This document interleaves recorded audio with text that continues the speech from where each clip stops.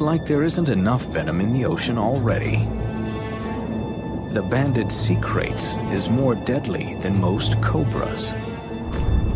They're descended from the same ancestor, but these guys are specially designed for life in the water.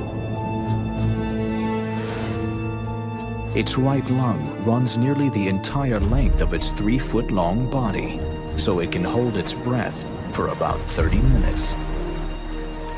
A paddle-shaped tail propels it to the seafloor, where it can scope out its favorite prey, eels. Yes, a snake, acting like a fish, hunts a fish, then acts like a snake.